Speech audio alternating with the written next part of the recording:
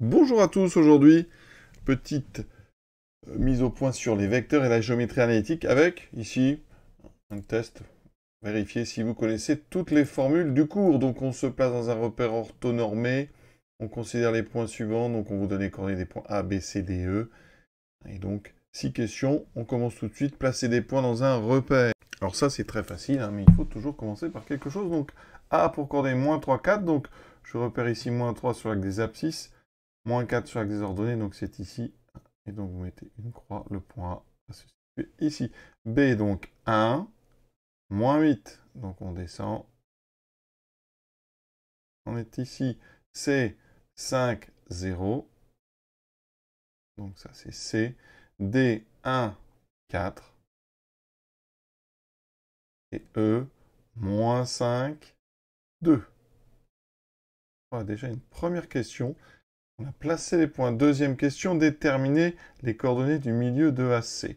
Alors pour les coordonnées d'un milieu, il faut avoir les coordonnées des deux points. Donc les coordonnées du point A, c'est moins 3, moins 4. Les coordonnées du point C, c'est 5, 0. Et les coordonnées du milieu, alors je vais l'appeler I.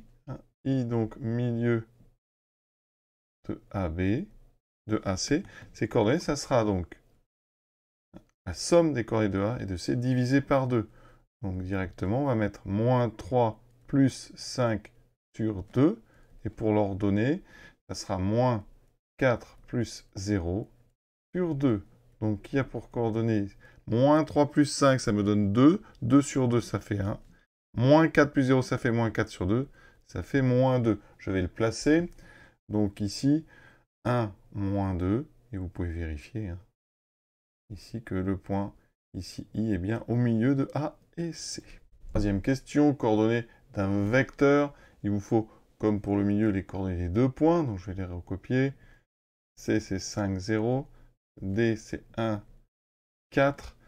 Alors quand on fait par le calcul, ça donne donc directement... Alors souvent on écrit les coordonnées vecteurs verticalement. Donc on met d'abord les abscisses. Et là, pour les abscisses, ça sera point d'arrivée moins point de départ. Donc c'est xd, donc 1, moins xc, 5. Donc on va écrire 1, moins 5. Vous voyez, on met d'abord les coordonnées de d. Donc d'abord le 4, moins, ici, les coordonnées de 0. Donc c'est 4 moins 0. Donc ça fait un vecteur CD de coordonnées moins 4, 4. On vérifie ça tout de suite. Ça veut dire qu'ici, quand vous allez de C à D, donc je vais représenter ici le vecteur, ça doit être un vecteur, qui correspond à un déplacement donc de moins 4 unités vers la gauche et 4 unités vers le haut. Et vous voyez effectivement, hein, sur le schéma, on voit bien qu'ici, pour aller de C à D, on se déplace ici de moins 4 et ensuite ici de 4. Donc c'est bien un déplacement qui correspond à un vecteur de coordonnées moins 4, 4. Quatrième question, la norme du vecteur AE. Alors on est dans un repère orthonormal, donc on peut utiliser les formules classiques. Pour avoir la norme d'un vecteur, je vous conseille de passer d'abord par ses coordonnées. Donc on va doucement, j'écris les coordonnées de A, je réécris les coordonnées de E. J'obtiens donc un vecteur AE qui a pour coordonnées donc coordonnées de E moins celle de A, moins 5, moins A, enfin moins 3, donc attention. Et ensuite E c'est donc 2, moins 4. On fait très attention. Le vecteur AE, il a donc pour coordonnées moins 5 plus 3. Moins 5 plus 3, ça fait moins 2. 2 plus 4, ça fait 6. Ça, c'est ce qu'on appelle donc ces coordonnées. Maintenant, il faut la norme. La norme, hein, c'est donc ici, on met deux barres autour du nom du vecteur. Et on va prendre la racine carrée du carré donc de moins 2 plus le carré de 6.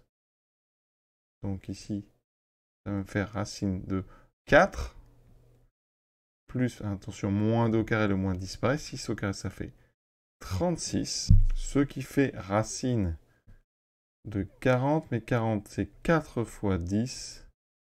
Et donc, propriété, on peut sortir le 4 sous forme d'un 2. Quand un carré sort d'une racine, il perd son carré. Donc, ça fait un 2 au carré qui sort, ça fera 2 racines de 10. Alors, on regarde sur le dessin quand même.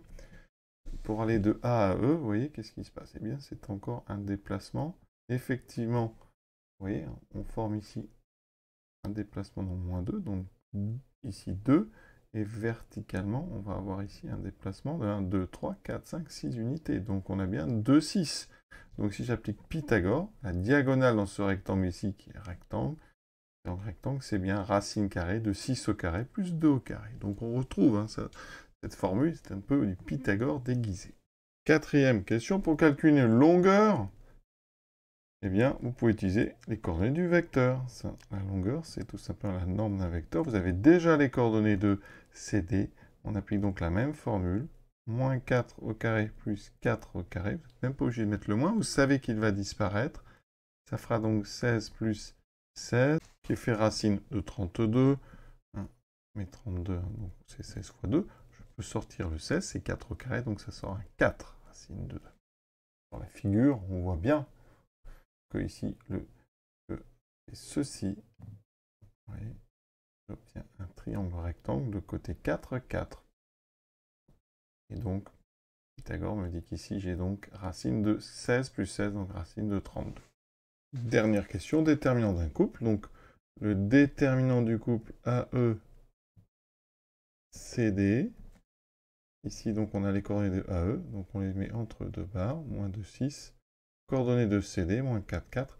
Ensuite, on fait ce fameux produit en croix. Donc, d'abord, moins 2 fois 4. Et ensuite, on fera moins 6 fois moins 4.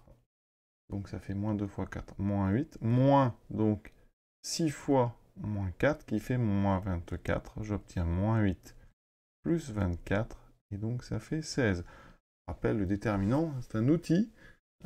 Si votre déterminant ici, comme ici, est non nul, ça veut dire que les vecteurs A, E et CD ne sont pas collinéaires. Donc ça vérifie en fait la proportionnalité des coordonnées d'un vecteur et de l'autre vecteur. Voilà. Exercice terminé, on est vraiment sur l'application du cours. Il faut absolument savoir faire tout ça. Voilà. À très bientôt.